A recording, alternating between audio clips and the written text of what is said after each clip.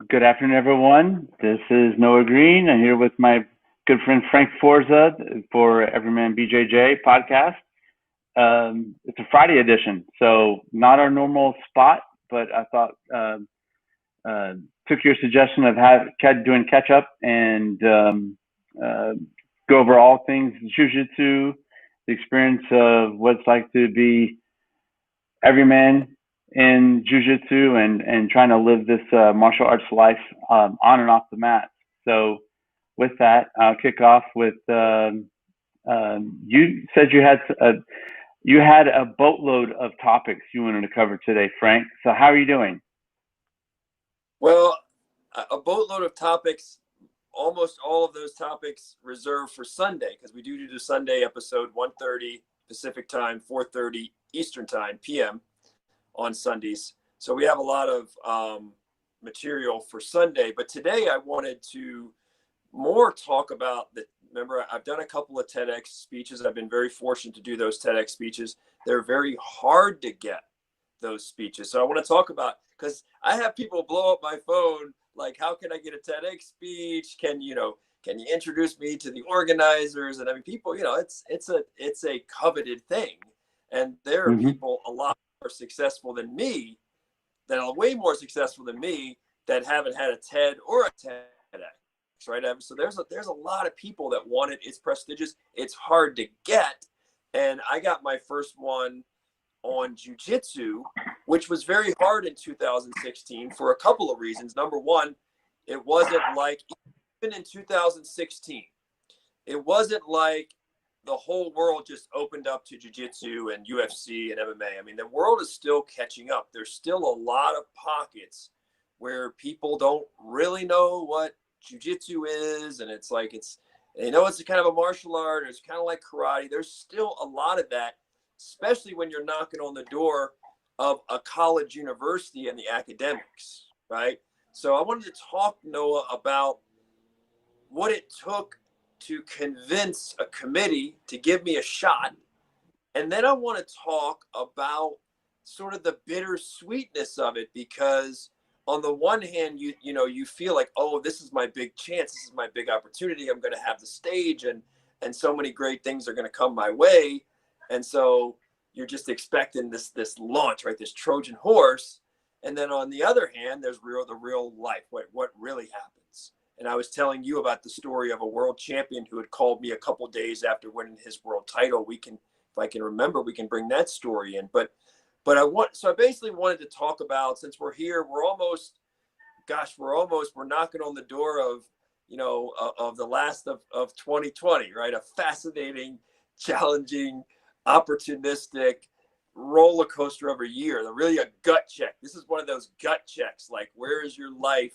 Like, where are you going? What are you doing? Are you doing the right things? Are you around the right people? This is definitely like, the year of wokeness or something, right? It's like the year of wokeness. So definitely 2020 definitely got everybody's attention. That's one thing. It got your attention no matter who you are, what you're doing. You're going to remember 2020 the rest of your life. That's going to be one that just jumps out. A lot of memories. So since we're at the end of 2020, getting near the end of 2020, we have to talk. This is our inaugural year of Everyman BJJ. I think we're almost on pace. We've done one a week, so we've been accountable, right? We got some really good content there. We don't have a lot of viewers. We got some great content. If we chop it up, slice it up, promo reel it, we got some diamonds of content in our 40 some weeks. We do. And I could feel that as a person, as a storyteller, as a journalist, as a writer, as someone who's been doing this a long time. I can tell, like, when, man, we kind of hit the mark on that one. We got some good stuff, original content. But anyway, the point I'm making is, I have been remiss, because I did these TEDx talks, and it's so worth talking about it to people, because they give them a window. Hey, if you want a TED talk or you want a TEDx talk, how do you go about it? Giving you a window into my mind and the whole experience, because it's a phenomenal experience. It's a phenomenal preparation. And then the aftermath of that, your expectations versus what might really happen for a lot of people, right? So I guess, Noah, you and I have been friends for a number of years. I can just keep talking for the next 20 minutes about this, but just to make sure I address something you want me to go, is there anything that jumps to mind when you hear me at least set the stage for talking about this TEDx experience? I did call this a boatload of things because I think that for the viewer and for me participating in this with you, this is taken through the lens of Jiu-Jitsu black belt who brought the message of the sport out, and you did it with some contacts with at the time current UFC fighters, Misha Cupcake Tate and Anne Malin. Um, so my ask is, if as you describe all these things, is how did you get them to? How did you convince them to come onto the stage with you, and why did you choose for them to do a demonstration as opposed to something else, or what were your options really for you to choose from? But that's what I have for you. Yeah, that is a great. That is definitely something I should touch on. So let me go back and rewind for a second. How did I get the TEDx? There is a lot to be said for being prepared and working hard. There is a lot to be said for luck. There is something to be said for right place, right time. You just got to be ready, right? When something comes, whether it's you used to work on Wall Street, whether it's a stock and it just happens to be the right time, the right alignment of stars, and you love a stock, whatever it is, you got to be ready, because a lot of people hesitate. When a moment presents itself, a lot of people get that lucky moment and they let it expire. Same on a jiu-jitsu mat. There's a moment there for the Kimura. Your opponent makes the mistake and for some reason touches the mat, puts that hand on the mat. It's there for the Kimura. You miss it, or you miss the window for the sink in the guillotine, whatever, and it's gone. It evaporates. And so I got a little bit lucky one night it was Chinatown, Las Vegas. Anybody who's never been there, it's worth it. It's open all night. You can go eat really good Chinese, Japanese, Thai food 3 a.m. And just that's the part of town that truly never sleeps. Like, that part is just any day of the week, and they're eating late. So anyway, I was there getting some tea with a journalism friend, a guy who spends a lot of time. There's underground tunnels in Las Vegas. I don't know if you know them, those storm drains. And in those storm drains, a lot of homeless people go and live in those storm drains. And so there's like this whole secret life, and secret societies under those storm. So Matt O'Brien's his name. Matt was a journalist. He was formerly the journalist of the year in Nevada Journalist of the Year, great journalist. And he had a heart for the homeless. So he'd go in these underground tunnels and tell their stories. Every once in a while, a homeless person would die in those tunnels because the rains would come in. They wouldn't know, they'd be sleeping or something, and you'd see a dead body turn up. So Matt, heart of gold, spending time in these underground tunnels, writing books about it. So Matt and I are having tea one day, and we're talking about whatever. I had done some freelance writing where he was my editor, and he just said something about, hey, there's a TEDx event at UNLV. You might be interested. And I don't know, I think I had mentioned something about wanting to do some speeches, some lectures, because I've done some lectures at colleges. And Matt just said, oh, by the way, there is a TEDx event coming up at UNLV, and here's one of the organizers. Reach out to them, email them. So I did. And when I emailed them, this is what you have to be careful. This is very important for anyone listening.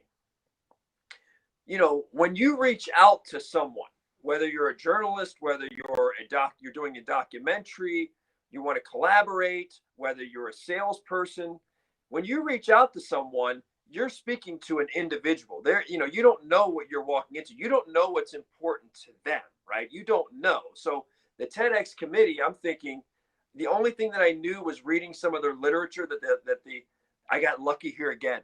The event was like something like living in the extreme. That was like the theme, because a lot of TEDx events and TED events have themes. Not all of them. Some of them are very diverse, but they often have themes. One of the most recent TEDx events here in Henderson was like climate change. That's a big thing that the TED community is doing, a lot of events and a lot of speakers on climate change. So a lot of times there are themes. So if I went to a TEDx organizer or a TED organizer and said, hey, I want to give a speech on jujitsu at your climate change, right? That's really far-fetched. And there might be some weird way I can work to, there's probably some clever, ultra creative way where jujitsu creates sustainability and helps the environment. But it's a real far stretch, right? That's not the time to knock on the door. So I looked at the theme of TEDx UNLV and I'm like, wait, living in the extreme. Well, at some point, since the mainstream didn't catch up, late to catch up to cage fighting and MMA and jiu-jitsu, late to embrace it. We were once upon a time extreme, and still in many parts of the world in 2016, we were extreme. Like, what are you doing? Why would I put my kid in this? This is going to get people hurt. Is this legal? Is it legal for you to choke me like that in practice and do that to my arm? How is this legal, right? Once upon a time, watching cage fighting, when people were punching each other on the ground, people had been indoctrinated and programmed by the old Queensberry, the rules going back to the United Kingdom, where you can't punch a man, you can't punch another person while they're down, not in a legal sport fight. So that people hadn't realized, people who didn't even really follow boxing were like, how is he or she allowed to punch their opponent on the ground? Extreme, right? It took a lot of re-education. The fighting is in our DNA. Dana White going to speak at Oxford, at Stanford, at Harvard, and basically telling them this is how we did it, the near impossible. And oh, by the way, fighting's in our DNA. If you choose to be ignorant of that, you choose to be ignorant of it. But it's in our DNA. It's part of us. And you're either going to allow it to be the case consensually, or you're not, or it's going to be underground. But are you going to allow pole vaulting, which kills more high school kids than most anything in any given year? You're going to outlaw rock climbing, you're going to outlaw motor racing, whatever. So anyway, living in the extreme, I read that, I know that, I'm a writer, I'm thinking, okay, here's the name of this organizer I'm emailing. I got one shot with the pitch, right? I got one shot, those first couple of paragraphs, to be like, why should you give me a chance? Why am I here?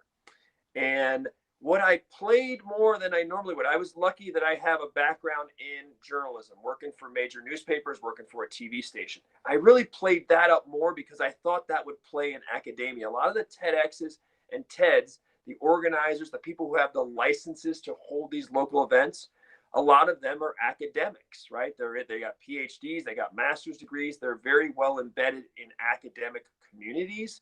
And so I wanted to take an experience that might play better in an academic. And then, working for a major newspaper like the Las Vegas Review-Journal, Salt Lake Tribune, Fox 5 TV News, I thought that brand might buy me a couple of paragraphs, right? I can sneak that in. So I played up my journalism background just so they didn't think I was crazy, right? When I hit them with the jiu-jitsu, just so they didn't think I was crazy. Like, all right, hey, let me legitimize myself here. I was a newspaper reporter. I covered real news. I covered cops in courts. I covered, obituaries. I covered hard news.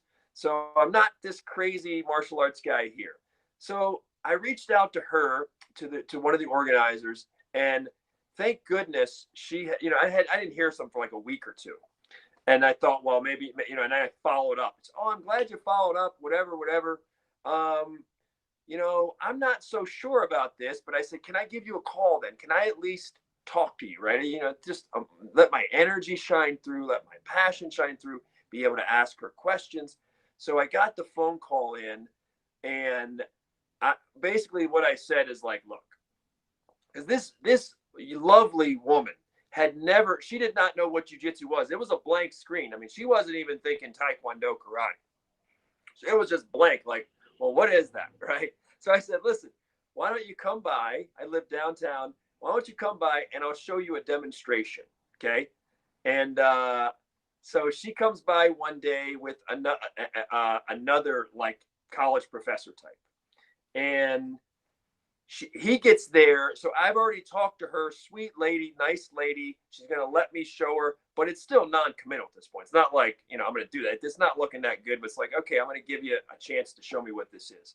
So she's supposed to come there and meet with another guy, like this academic kind of guy, PhD kind of guy. And he gets there like 20, 30 minutes before her. And so when he gets there,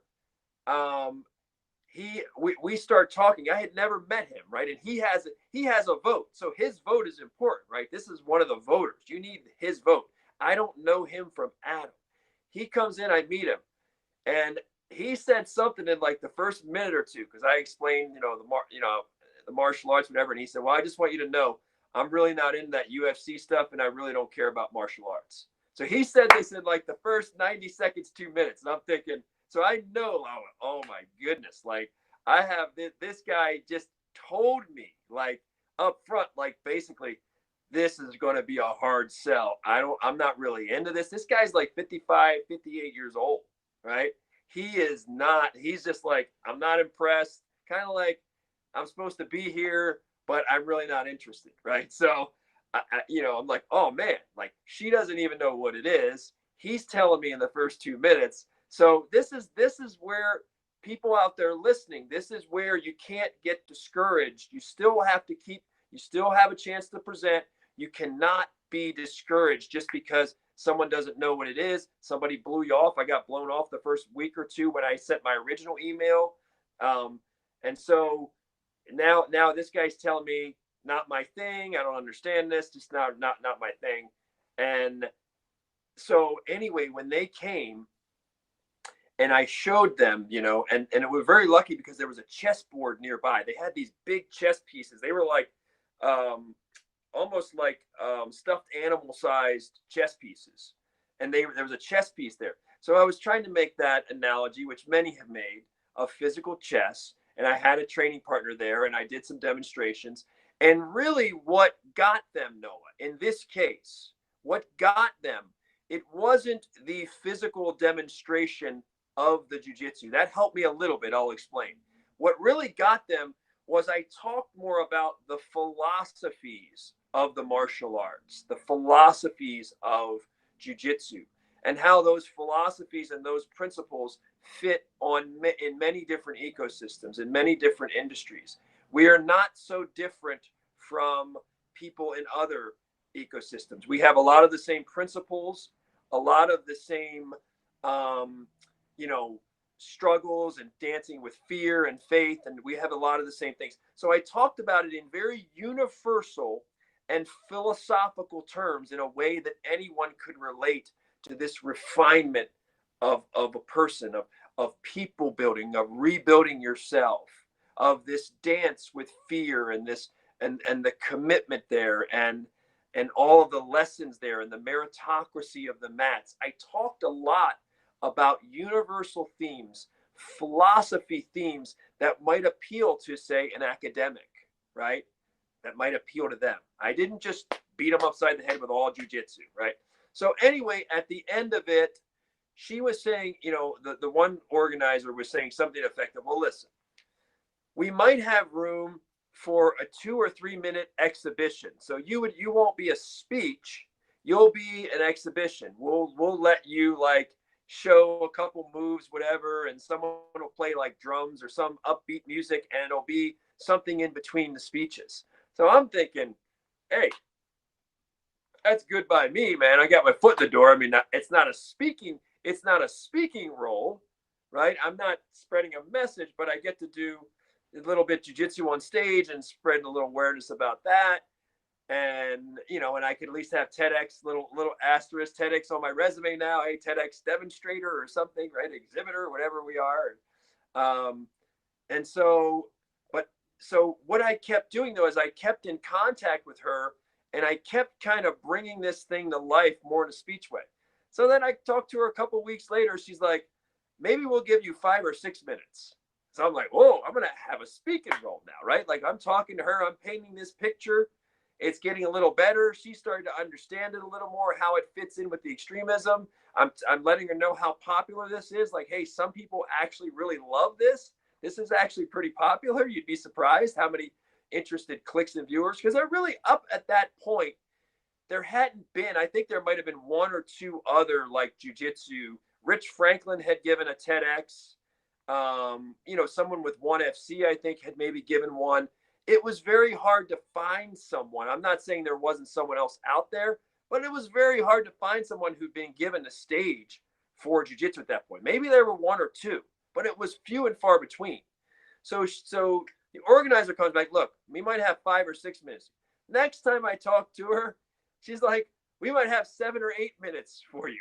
And he went up to 7 or, like, wow, I went up to 7 or 8 minutes. And then later I talked to her, a couple of weeks later, it's like, we're going to give you 10 or 11 minutes. So, and a normal TEDx speech is 11 to 17 minutes. Every once in a while, you get a 21-minute. Tony Robbins or someone like that gets 21 whatever minutes. Some people, maybe rarely, someone gets more. But by and large, they're between 11 to 17 minutes. Every once in a while, 21 minute. Every once in a blue moon. So I'm like, I went from meeting one of the voters, one of the people on the committee, who was basically like, I'm not into this. I really don't want to be here. Like, I never heard of this. I'm not interested in this. I went from that, like almost a definite no, to a woman who didn't know about jiu-jitsu, to a 2-minute demonstration, to now an 11-minute speech, full-fledged TEDx speaker. Like, stars align, right? Some of that's luck, but some of that is what I call in journalism polite persistence. Polite persistence. You got to follow up. When you don't hear from somebody and it's an opportunity you're interested in, just even if you have to get rejected, you just got to you got to reach out to them. And even if it's a rejection for now, you got to reach out to them. So I followed up. I didn't just let it like, hey, well, I guess that was no. It's not no until they tell me no. Until I'm told no, it's not no. It's not a no because they didn't email me back. That's not a no. A no is, if you care about it, get the no. And at least when you get the no, don't be upset, but it leaves the door open to do something else with those people or a company in the future, to collaborate. Don't be bitter, be a good sport about it. There'll be other opportunities. Also try to get the feedback. If there had been a no, I would try to get feedback and to how can I improve my chances? Get them to give you the feedback. How can I improve my chances to get you're going to be doing more TEDx events. How can I improve my chances? What can I do? What can I read? Can I come to the event? Can I talk to you after the event? Can I do an informational interview with you? Can I put you on my podcast? Whatever, right? These are the things I would have done if I'd gotten the hard no. So we went from not looking really good to you got 11 minutes, kid. Now, Noah, let me stop here because we still got to talk about Misha. Anything, I want you to be included here. Anything that jumps to mind? Keep going. Keep going because this is, as I said, there's a boatload of stuff here. There's a boatload of questions that I wanted to have answered, and you're answering them without me asking. So, no, this is perfectly fine. People want to know these things, Frank. They want to know, like, what's the process like? What did you go through? And the only thought that comes to my mind now, as you're telling me this narrative, is how were you addressing the content as you see you're getting more and more time? Because it's easier to always edit out stuff. It's harder to expand. And you're saying this is taking place. This is, this is the storyline here. It's growing over time, and so you've got time to for it to gestate a little bit, and for you to build upon what you're going to say. How did that affect your craft? As you're going through this. Well, first, let me say that looking at everything I had said before, right? How did we get there? How did the TEDx speech present itself?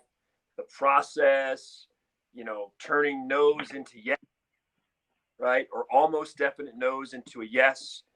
And if you look at it, you really put it under a microscope, there's a couple of elements there. It's a little bit of luck, right? Luck is an element of our life. So there's a little bit of luck. My buddy just happened to know the organizers and just happened to know, oh, by the way, an event, I didn't know that event was coming up, and I could have easily missed the nomination process. The other thing's unique for me is I nominated, this is horrible. It's unfortunately, it's unintentionally egotistical. I nominated myself. I mean, normally you have to get someone else to nominate you. That's the way the TED or TEDx process works. Someone else nominates you. That is generally the way it's done. I wound up essentially nominating myself by knocking on the door. It's like, Well, I don't know anyone who's going to nominate me, so I'm just here with an idea. And that's not necessarily the best way to go about it. It's not impossible, but I didn't have that. Sometimes it can be better if you have somebody who's recommending you, especially if they know someone who's maybe on the committee, right? I didn't. So I came in cold, brother. I came in cold calling. That's hard, right? So we got lucky. We had the right message. I got very lucky that living in the extreme was the theme. I got very lucky that I knew not to come in too heavy with the martial arts stuff, to tone it down and to stay with a more mainstream, universal philosophy theme. Know who you're talking to, build that trust, let them know you're not crazy, you're not violent, talk their language, get ask them questions, get feedback, what's important. Because this is the thing with a TEDx speech or a TED. It's not about what you necessarily want to speak about. No one wants to go there and no one wants to speak about financial accounting. Well, that's great. But this event and these organizers don't have anything to do with accounting. So what else do you have in that bag? You got to be ready. If you wanted to increase your chance of TEDx, maybe you'd have 10 different speeches you could give on 10 different topics. Maybe you have 20. Maybe you're a real pro and you have 50. The more that you can adapt what you're going to speak about, the topic, the better your odds. So they could have had another theme. I think I could have found a creative way to get there. I just would have picked, I might have talked about journalism, right? My TEDx might have been on journalism if that had been the button, right? If I had went in and I had looked and said, hey, there's an opportunity for me to talk about creativity or journalism or storytelling. If that's what a committee was looking at, that would have been my pitch. I wouldn't have did a jiu-jitsu one. So I was really looking. I did not go in looking to give a jiu-jitsu speech when I first got wind. I did not. I was not thinking jiu-jitsu speech. Jiu-jitsu speech came up to me afterwards when I saw the Living Within the Extreme, and I saw that it was Las Vegas based, and I thought, wait, this was something I told them. Did you know? They didn't know this. Did you know? Oh, by the way, committee, did you know that Las Vegas is the mecca of fighting, is the mecca of boxing and sport fighting? Did you know this is the mecca in all the world? You're holding your event in a city that's that. So that gave it some gravity because they're thinking, well, wait, it's a Las Vegas event. What are we known for? Well, apparently we're known for putting on the best prize fights in the world, right? Vegas does that. If it's in Vegas, it's the biggest fight you can put on, bro, in general, by and large. So that I was able to push that button. Living in the extreme. These are kind of, some people thought they were extreme sports. But what I'm saying is my brain honed in on that pitch only after sizing up the calculus of, wait, okay, I'm an expert on journalism and storytelling and creativity, but they don't have that. I might be an expert on, whatever, a few other things, but it's not that. If I have any shot, it's going to be at this jiu-jitsu or UFC or combat sports thing. So know your audience. Know what is their event about. Know the city that you're in and be able to give them context. Because if I hadn't told them, hey, by the way, we're the mecca. We hold the biggest events, whatever. And I even gave them stats on what's the economic impact of fighting on Las Vegas. I mean, it was like well over $250 million, like annually, right? I mean, It's shocking how much pre-COVID, how much money in over a 10-year period, the fight sports. I mean, just like Floyd Mayweather and Conor McGregor in Vegas. I mean, that brought in hundreds of millions of dollars in revenue beyond the fight, just in people paying, for parking, people gambling, people at restaurants, people with their, hotels. So I provided all this. I went above and beyond to show, like, we're not just these rinky-dink whatever, right? We're not crazy wackos. We are real people. We are college-educated people. We are journalists. We are multiplying. And so I had to have, after I talked their language and met them at their level, their academic level, slowly I wove in these little factoids that gave context, that started to paint the picture of, well, what would a speech or a demonstration look like? Why would anyone care? And by the end of that, I think they realized, wow, people probably do care about this. This is the stats are pretty interesting. Vegas being this place that has this fight culture and all these great fighters and attracting them from all over the world, that's interesting. And then the fact that there really aren't many TEDx events that even shine a light on that or have those kinds of speeches. So the stars align. Now, when I went to write the speech to your question about, I went from a 2 or 3 minute demonstration to 8 minutes to 10 minutes to 11 minutes.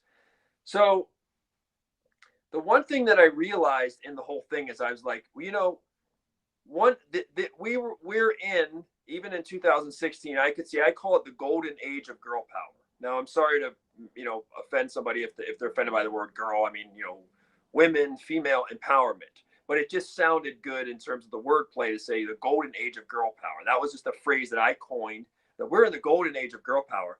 And I remembered in UFC, like, this is going back years, one of the interesting stats we had, they would compile us data was like, who's coming to the live UFC events? Who's buying the tickets? Because they used to give the tickets away for free, right?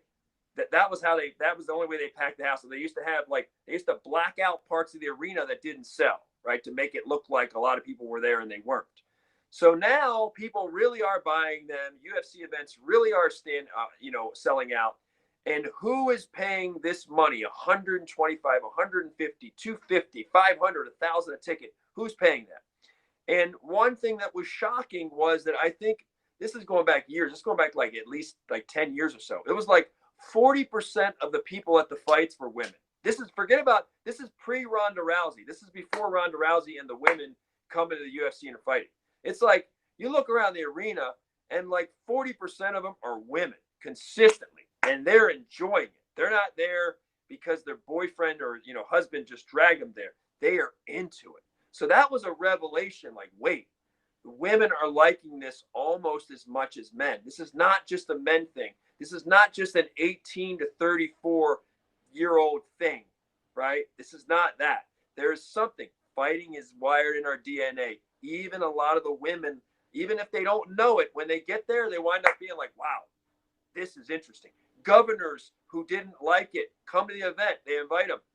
Wow, this gave me goosebumps. This made the arena was electric. Now they get it, right? Some people, it takes them to go to the live event to get it. Some people with jiu-jitsu, they're not going to understand if we verbalize it. When they get on the mat, sometimes at some point the light bulb goes off. Oh, I get the addiction of this. I get the value of this, right? Sometimes you got to be in the mix, in the trenches to understand about, okay, it's easy to sit up in a helicopter's perspective. Oh, that sucks. That's terrible. That'll never work.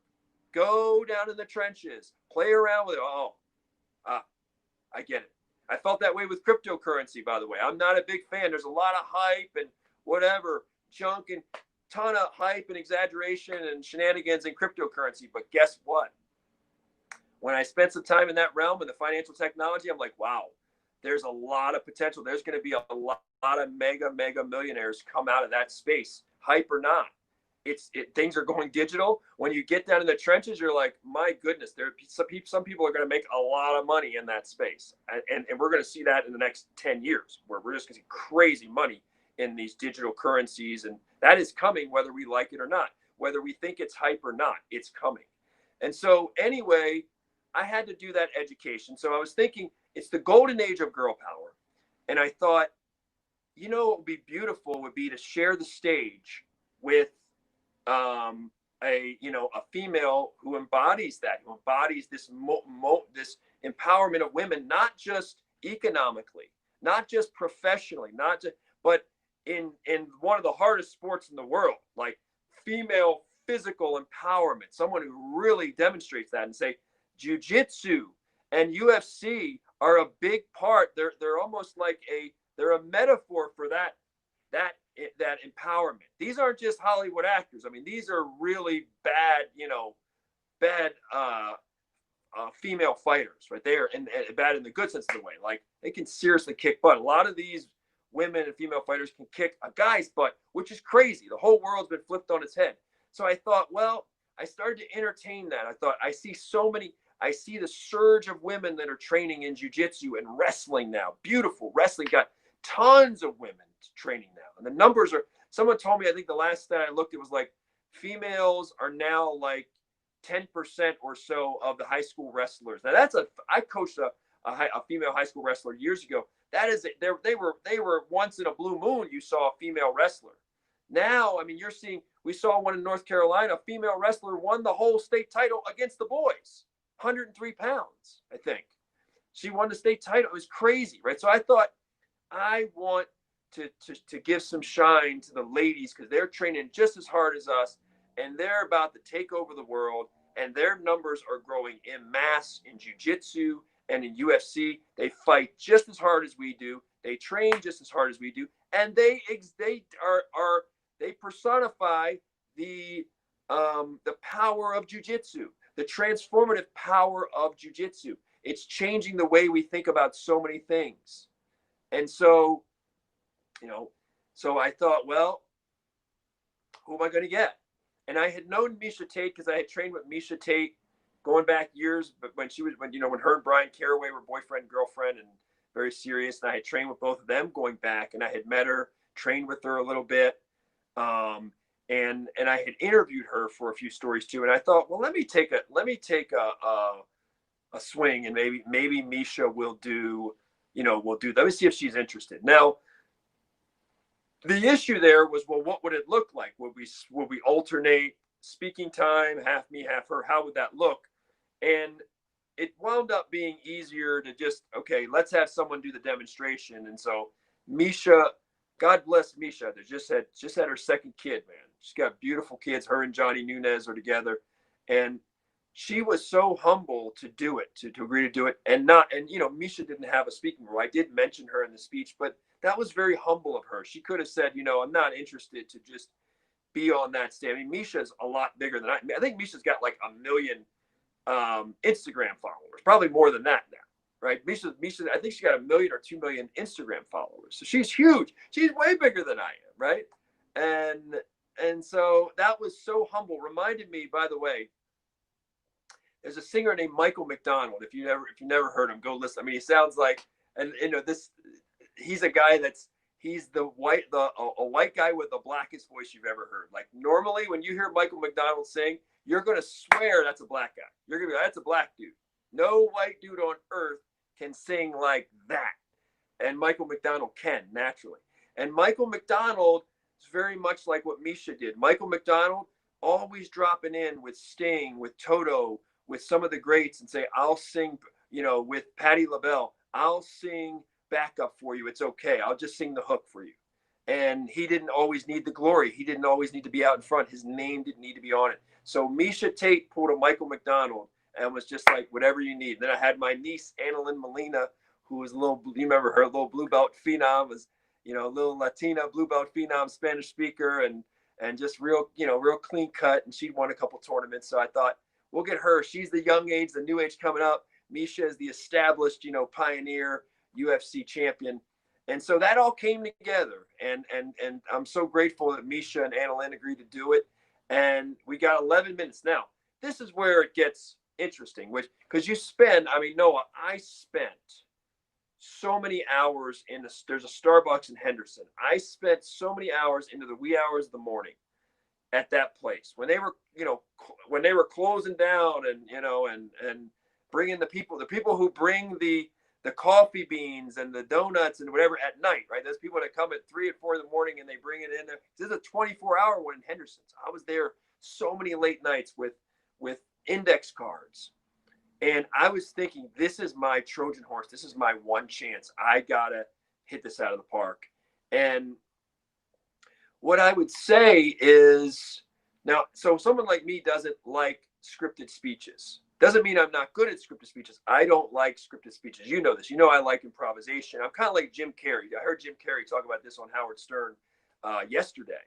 Is like, most of the magic of a Jim Carrey comedy, it doesn't come from the script. It comes from him reading the script and going off script and ad-libbing. Or he does the lines and then they keep the camera running and then he'll say something in that and they'll keep that and then they throw away the original line. They're like, well, wait, He had one scene of Ace Ventura where he was talking with his butt cheeks, and he talked about, he has the thing where he's talking with his butt cheeks, and he said he had done that on In Living Color, but that was totally ad libbed. That was ad libbed into a scene. It wasn't written into the script. So I think things are very alive when we're spontaneous, when we're improvisational. I think we're more authentic when we're not pausing and when we're just really, stream of consciousness. Got to be careful because it can get us in trouble. So anyway, with the TEDx, they want a scripted speech because they want to see your speech. You're going to their event, their stage, and it's a representation of them. And if you were to say something improper or, just ridiculous or absurd or mean and nasty, they want to know that. So they want to screen that speech by overwhelmingly, what do you got? And then they also want to be there as a resource to help you to write that speech. And so I wrestled a lot with that speech. I really did. And with the scriptedness of it. And the one thing that surprises you a little. So this is the thing. And I mean, I'm so grateful for both TEDx speeches made me grow muscles that I didn't have before. They brought out an urgency. They made me a sponge to retain information. They taught me how to give speeches, how to do things under pressure, how to pitch this, how to get the yes, how to earn the yes to even get on stage, right? The fight before the fight. And so I'm so great, amazing process. But what I would say is that when it was all said and done, we can talk about the content of the speech a little bit later, but when it was all said and done, I thought, wow, this TEDx speech is going to open so many doors. And it really didn't. And it's probably because I didn't utilize it the right way. I didn't market myself the right way. There's a lot of reasons for that. But I also felt like, and that speech has probably gotten somewhere around 160, 175,000, 180,000 views last time I looked, somewhere in there. So it's not, it's performing a little bit, right? It's not a mega speech, but I've had people here and there, they'll reach out to me. Hey, I liked your speech. What are you up to? Do you have any advice about this? I've had people, I get emails every now and again about that still 4 or 5 years later now. But I would say that I did have the expectation that a lot more doors would open. Like I would have TEDx on my resume and just the doors just swing wide open, right? Like that's just how it works. And that did not happen. So that expectation was false. Even though it's a great stamp of credibility, it gets people's attention. It looks really good. The other thing is that I'm generally my own harshest critic, and I have trouble watching both of my TEDx speeches. And it's not like, oh, I was terrible on stage. It's not like I muffled over my words or like I looked uncomfortable there. I mean, I've seen people on TEDx stages, they don't show you this, but I've seen them where they were sweating, where they had stage fright. I've seen some of those emotions behind the scenes, and they can edit those out. The TEDx crews can edit out things, mistakes you make, nervous moments, someone sweating profusely, someone pausing. They can edit that out. I didn't have any of that. I actually felt on both occasions, I felt very comfortable on stage. I love, and when I say performance is a paradox. It's an oxymoron because I don't feel like I'm performing. I feel like I'm being my authentic self. When I'm on a jiu-jitsu mat, that's authentic. When I'm wrestling, that's authentic, right? When you're fighting, that's the real you fighting. Okay. When you're fighting, I don't like that I did that. Well, that's the real you. And that's the real me, right? When you're training an intense sparring session, that is you. Well, I don't like when I'm up there speaking with all, the eyeballs on you and the pressure and the cameras, the bright lights, whatever we don't like, guess what? I got the feedback. Hey, Frank, that's you. That's you. That's how you move. That's how you sound. Those are the words you chose. That's the way you chose to organize the story. You had the right to organize it many different ways. These are the metaphors you decided to use.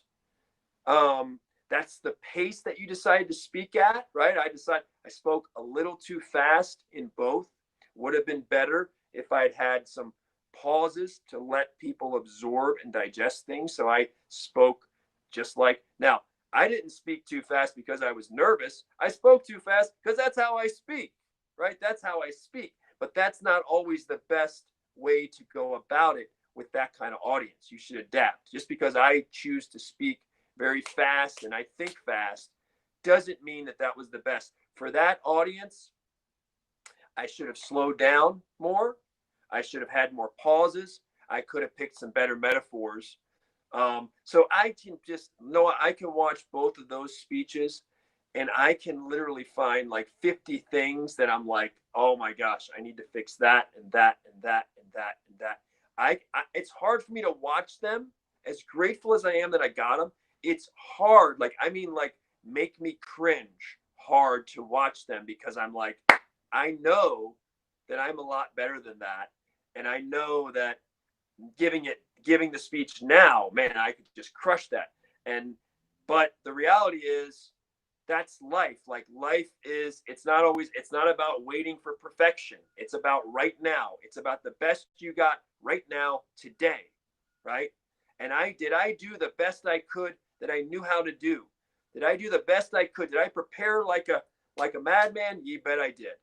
Did I put my heart and soul into it? You bet I did.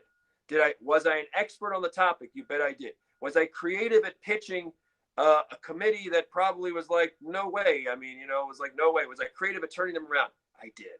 So there were a lot of things I did at a high level, the best I knew how. But when I look at it, it's like one of the, it's like losing a Super Bowl and you watch the video and you had balls that hit your hand and, blocks that you should have made and reads. You should have been able to read situations and read defenses or read offenses, and you missed this assignment or you missed this read. And it's just one of those where now that I'm a lot smarter and I'm more aware, I'm like, oh my goodness. But on the other hand, sometimes this is why, you and I talk about like accountability. I mean, we're doing the podcast. I'm accountable to you. You're, if this was just my own podcast, it's possible I could just be like, well, I don't need to do it today because these things are more important. When you have another person, there's accountability there, whether it be a business partner, a podcast partner, you're way more likely to have to get it done because then I'm not only letting myself down, I'd be letting you down. And that's a big deal. So for me, I thought the speech makes you accountable because it's the same way that a jiu-jitsu tournament. If I have a jiu-jitsu tournament, if I know the world championships are on June the 1st, okay, I can guarantee you that 3 or 4 months before that, I am training seriously and hard. There is not going to be, barring an injury, there is not going to be any, well, when I feel like it training, because why? Because that date holds me accountable. The people, the athletes that I know, the highly determined and highly skilled athletes that I know are going to show up, they hold me accountable. They make every practice super important. They make my diet and nutrition super important. They make my focus super important. They make everything I do, that date, those athletes that are going to show up, those referees that are going to show up, the video cameras that are going to show up, the friends that I'm going to see there, telling friends, telling my coach, yes, Frank, are you doing Worlds? Yes, I'm doing Worlds, coach. Telling them that, I can't just come in a week, oh, I'm not doing Worlds. No, something came up at work, I'm not doing Worlds now. I cannot do that. I'm in. I'm accountable now, right? So the beauty of that TEDx thing, again, there's a date, brother. Okay, Frank, guess what? We got 10, 11 minutes for you to speak. You're a speaker now. We're going to put you on the website, whatever. And here's the date. We'll see you there. So at that point, you're like, well, I got 2 months, whatever. You're like, bro, you're not slacking. You're working. You're up late. Normally when you're on fire for something and when you're really truly preparing for something, it's amazing how little sleep you can go off of. Like it blew my mind. Like how little sleep can we go off of? So not our whole life, because I'm a big fan of sleep for recovery, for hormones. I'm a huge fan of sleep. But there are times in our life where something is there. There are times where sometimes we cut corners, and that was amazing. Like, man, I'm still able to perform at a pretty high level for that stretch. I couldn't do that a whole year. But the accountability of knowing you're going to be on stage, of knowing there's going to be cameras, of knowing everyone in jiu-jitsu, if they want to look at it, can read it. And so what I was told after the fact, I like, most of the receptions online are good, but there was a criticism that a small but vocal minority articulated on things like Reddit and even on the YouTube site itself, where the speech is like, basically the criticism was like, look, Frank has got kind of a depressing view of jiu-jitsu, and he had all these injuries, and that's a bad message to people about jiu-jitsu, because you're basically going to scare people, Frank. You had all these surgeries. You're telling us how rough it was, how painful it was, how far you pushed your body, and how dare you. That's a bad message, and that's not a good promotion of jiu-jitsu.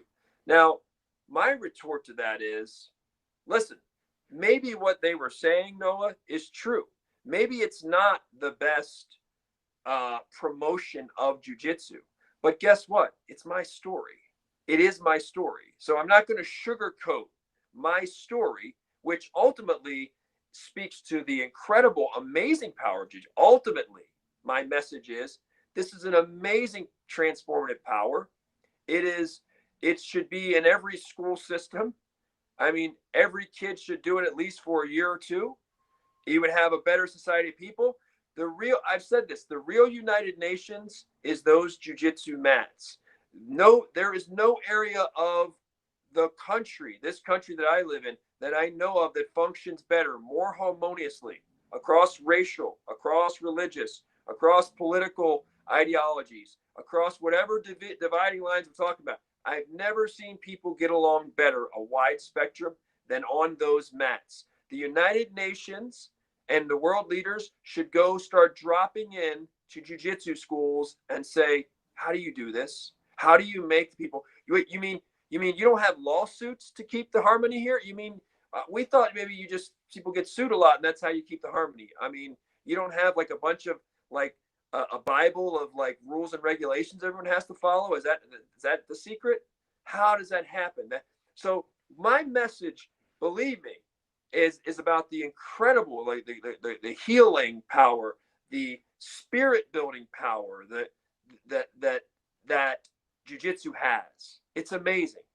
But in talking about that, yes, I have to talk about, in my case, we were the guinea pig generation. We were just beating each other up. We were just training with anybody. We were trying to kill each other every day. It was very ego driven. It wasn't about, seeing the bigger picture and preserving your body and always looking out for your training partners. I mean, it wasn't as much of that, especially in the early years. We were still trying to figure it out. We were guinea pigs. We were just going after each other, right? There wasn't, people didn't know how to drill like that. People can drill a lot smoother now. People didn't drill smooth like that years ago. I mean, there were very few, silky smooth, suave drillers, like where they didn't hurt you. I mean, it's a lot of like, even when you were drilling back in the early days, like people were yanking on your, guy just drill arm bars on you, your arm be hurting just from that, just from trust. You didn't know any better. You're like, well, I'm supposed to let him do it. So that criticism has been, had been pointed at me. It's my story. Could I have done a much better job of telling the story? Of course. If I had this is a quality of me, Noah. I am, as you know, I'm a marathon speaker. So I have this thing where usually the longer that I talk, if I talk, I'm not trying to brag here, but if I talk for an hour, I can almost on anything. I can almost guarantee you there'll be gold somewhere in that hour, that we'll have something. We'll pull something out 3, 4, 5 minutes, 10 minutes out of it and be like, damn, that was good. That was on point, or that was interesting, or that was a good metaphor. That was good wordplay. I guarantee it. But the problem there is when you've only got 10 minutes, and you got the scripted speech, you don't have the time. People aren't going to be patient enough to wait for you in an ADD society, right? We're a very ADHD society. It's like, well, you don't have 45 minutes to get going. Martin Luther King Jr. is the best speaker I've ever seen. Best speaker I've ever seen was Martin Luther King Jr. He had plenty of moments, plenty of long speeches where they were like, you had to bear with him for the volcanic, like incredible moments. You had to bear with him. There were times where he very academic, very monotone. Best speaker in the world, man. Like he had moments where it was like, I mean, it's not that exciting. And then boom, he'd hit you with a crescendo. He'd make his voice erupt and whatever and put goosebumps down you, right? And so when you left the speech, just the 5 or 6 or 10 riveting minutes had you like, oh, damn, he's the greatest ever. There were plenty of moments in that speech that were like, okay, it's kind of academic. It's kind of monotone. So. Oh, yeah. And Frank, I want to interrupt you here. We do have about 10 minutes left that you asked me to keep it to 10 minutes. So, we're inside that 10 minutes. What the TEDx taught me, and this is what you have to look for. You always have to look for the silver lining. Thank you for that, Noah. You always have to look for the silver lining. The silver lining was, hey, Frank doesn't like scripted speeches. Well, guess what? It comes with the package, scripted speech. So guess what? I had to learn to like scripted speeches. I had to learn to like them. They have their place. They have their place. If you're going to be a public speaker, you better get used to having some scripted speeches. There'll be a little wiggle. You can build a little wiggle in, but you got to have material planned in case you go up there, you draw a blank. Problem with improvisation and spontaneity is it's not an all the time thing. Sometimes your improvisation IQ is just through the roof. Your spontaneity IQ, your Jim Carrey, your Robin Williams is on point. And sometimes it might fall flat. So it helps to have some canned material, right? If you have some canned material when your brain's not firing like it normally does, right? So in any event, it got me used to appreciating and understanding, hey, Frank, if you're ever going to be good at public speaking, you got to have scripted material. You got to get good. You got to be better at writing scripted material, and you got to be better at delivering it. So that was one thing. The other thing I noticed how many parallels there are between giving a speech and speech writing and even like journalism, even writing a newspaper article. There's so many similarities and principles. Like, for instance, I would say the biggest thing for someone writing a speech, and this is true of your life, by the way, the biggest thing when you go to write a speech is the most important thing at the forefront of your mind. It's not, well, what should I write? What should I put in there? It's this. Begin with the end in mind. Begin with the end in mind. What do you want? What is an ending? What is a destiny? What is a destination that you would be like, wow, like the seminal moment for you? There might not be one, but let's just pick one. What's the end look like? What's the one idea, right? Because TED is ideas worth sharing. If I speak for 11 minutes, they only remember one idea. What's that idea? What is that one idea? That's the end. And so when you know the end, you're better at what's the steps. Like, how do I get to the end, right? You got to know. It's just like anywhere else. You want to get to a destination. You want to climb a mountain. Well, you got to know what to aim at before you even know, well, what's the blueprint? What's the map? How do I get there? What's the strategy? You need to have a very precise thing you're aiming at. This is a very precise destination. So you got to know that with your speech. A lot of people, Noah, they don't. They just know the topic, but they don't know specifically, this is my core argument. If they only remember one thing, because a lot of us want people to remember 50 things or 500 things, but they don't. No matter how brilliant or worth, they want to remember one or two things. What's that one? Begin with the end in mind. This is the thing I'm going to leave them with. Now that you know this is the thing I'm leaving with, it's like, okay, what steps would I take? What material, what steps can get me from there to there? Ideally, when you're going to begin with the end in mind, in general, just like a great storyteller with writing, when you're going to begin with the end in mind, now I know the ending. Guess what, Noah? Now I know the beginning. Why? Because normally in a great story, we want to come full circle. We want to come full circle. So we know the ending. Let's start. Let's begin. Let's have a teaser for the ending. Let me give you one example. In the movie Fight Club, perfectly fitting movie to cite for our podcast. In Fight Club, the opening scene, I believe, is like, it's what's his name? What's his name? What is his name? The lead character in Fight Club. Is it DiCaprio? It's Brad Oh, Pitt. Brad Pitt. Okay. Brad Pitt's character is in a room with a gun to his head. I believe that's how it starts. Okay. Well, at the end of the movie, the final climactic scene, where do you think we're dropped off? With him, Brad Pitt's character, with a gun to his head. What are we waiting to see? He's going to pull the trigger. Right. That movie came full circle. It knew the ending. The ending is going to be him in there. Is the world so messed up that he wants to take his own life? 30-some-year-old guy, whatever. Beginning of the movie teased us. And it's teasing us to there. So when you know the ending, you'll know the beginning. The beginning should be something that takes me full circle when I get there. You want to think about full circle. Once you know the ending, think of full circle. Well, full circle means you got to give me a little bit of what's in the ending, a little bit, set the stage in the beginning. Make these two things have something to do. Now you can give me those layers in between that take me on the journey step by step. Those are two very important things. If you go to write a speech, whether it's a 5-minute speech, whether it's a 10-minute speech, that's very important. That's very important. A lot of creative writing too. So, no, I know we're near the end now. I've hogged all the time to talk about this. We agreed that I would coming on, but what's final 4 or 5 minutes here? What's on your mind, buddy? No, I enjoy. I've actually enjoyed a lot to hear you unravel a bit of the mystery here. The secret sauce, as it may, about your experience in developing this TEDx talk, or both of them. While you were speaking, I did look over to see, that first talk has 150,000 views. So my second one, like 1,500, and the crazy thing is, the second talk is, in terms of technique, in terms of stage presence, even the material, because I had more experience, it's a better talk.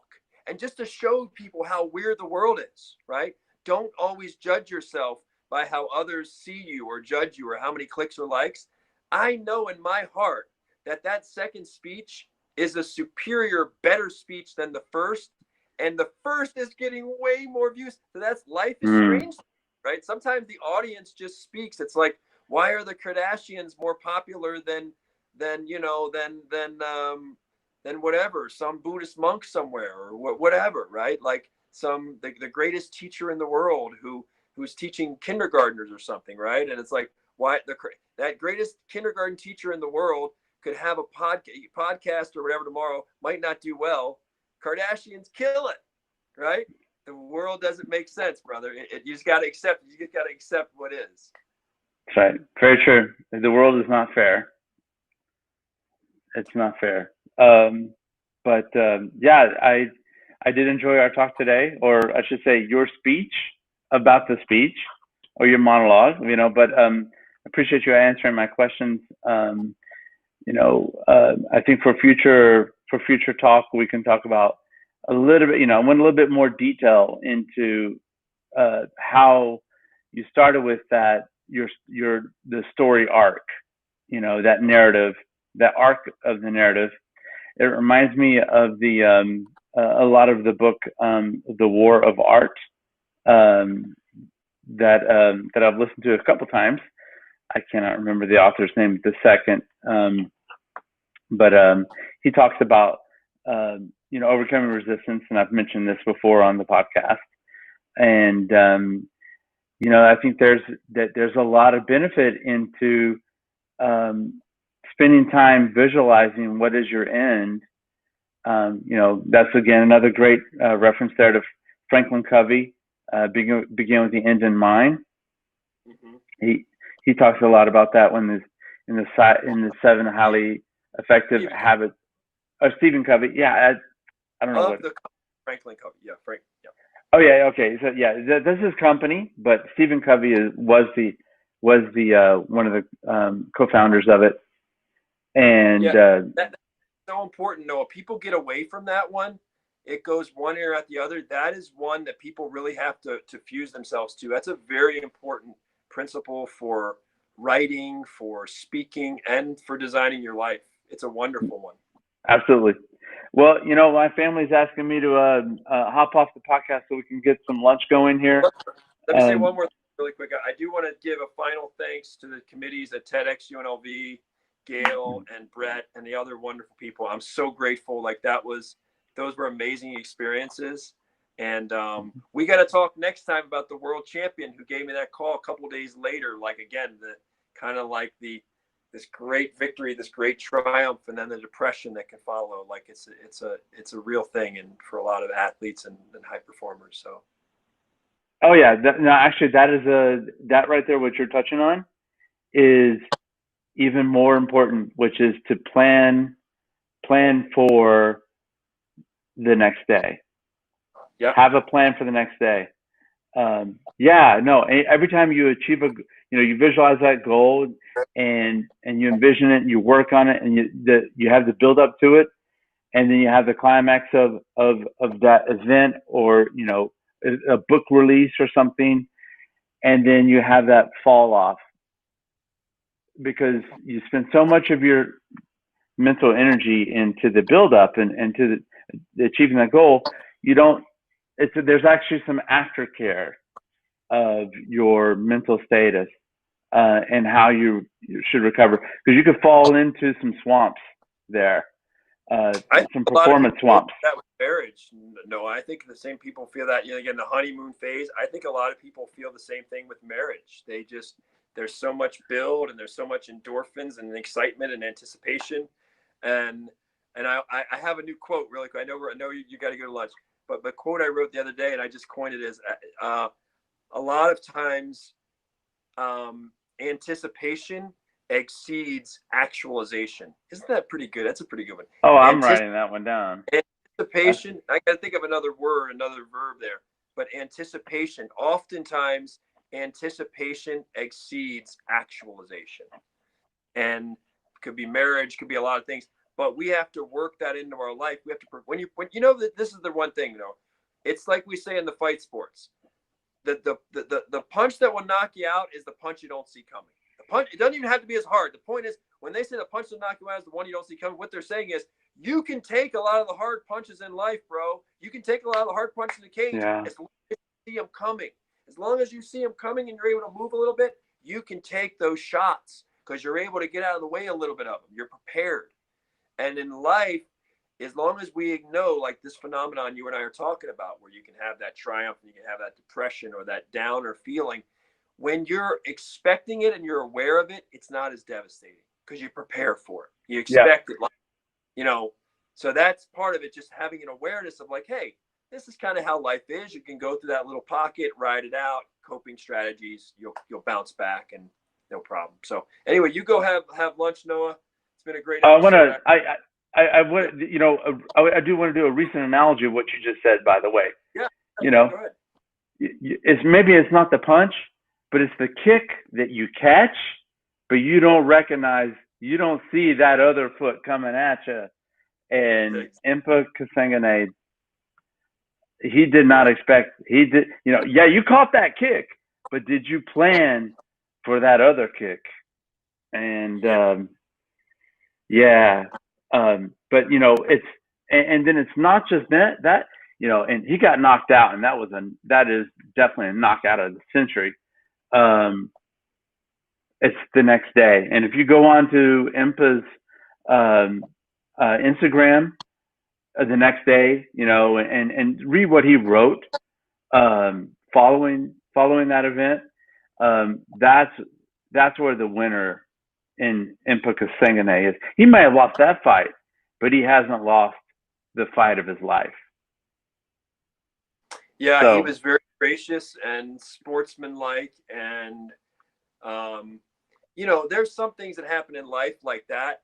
Like, how do you know, bro? How do you know? Like that's nowhere in your preparation.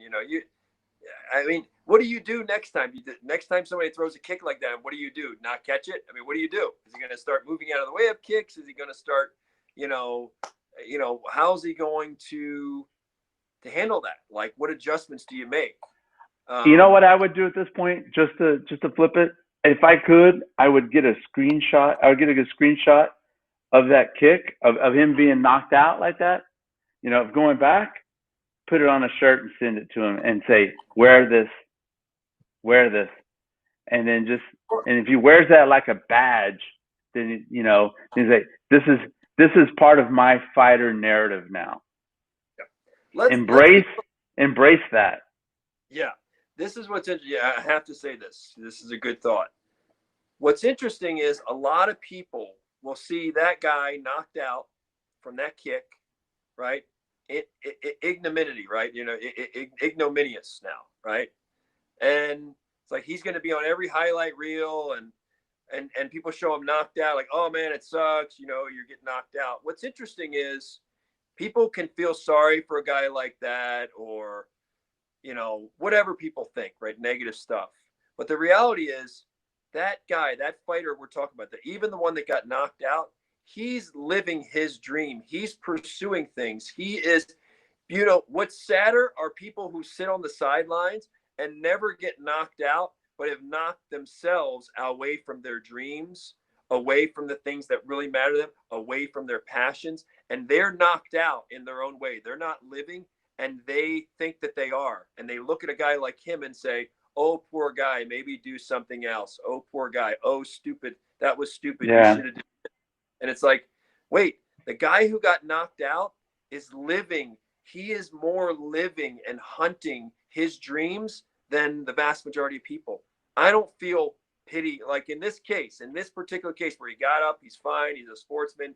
He's a young guy. He's going to bounce back. I don't feel sorry for him. I feel sorry for the people that sit on their couches at their house who are never going to squeeze everything, every ounce of their potential. I feel sorry for them. I feel like that's worse. I feel like that's worse than being knocked out. I'd rather be knocked out. Just me personally. I'd rather be knocked out a few times going for things in life, going for things that matter, that I'm passionate about, trying to share and inspire people, trying to confront your fears, trying to be everything you can be. I'd rather get knocked out and roughed up many times along the way than be the keyboard warrior who is sitting there and criticizing and analyzing this and mocking the guy who got knocked out or whatever, not realizing how half asleep they are, how half asleep a lot of people are. Perfect. This guy was asleep and got knocked out, and he woke up and he's fine, and he loves life, loves what he does. Perfect stuff. All right. Well, this is going to be a wrap to our Friday special edition of Everyman BJJ. Everymanbjj.com. We have all the podcasts there in audio format. Also, the team has an email account, everymanbjj@gmail.com. We also have Twitter, and although we haven't really messed much with posting on Twitter or on Instagram. We have those handles too, as well as some stuff on Reddit. Again, you know, you and I are really busy, and so we just, you know, we really don't use those things yet. But I think in the coming year or so, you know, we're gonna develop those social media channels as well. But it's been good talking to you today, Frank. You know, I'm looking forward to our talk on Sunday, 1:30 Eastern, or rather 1:30 Pacific, 4:30 Eastern, Sunday afternoon. Usually on Sundays, you and I will do the full sports wrap with other topics. And I do want to go into a little bit more of what do you do after the knockout. This is it's been a good show, and I appreciate your time today, Frank. Do you have any last words? I was just sitting there looking and admiring the Saturday night swag I have on. You know, it's Friday, but I got on some Saturday night swag. So I was like, man, that shirt looks pretty good on camera. So I was like, awesome. All right. Well, I'll Thanks, see you on Sunday. Thank you, sir. You take care. All right.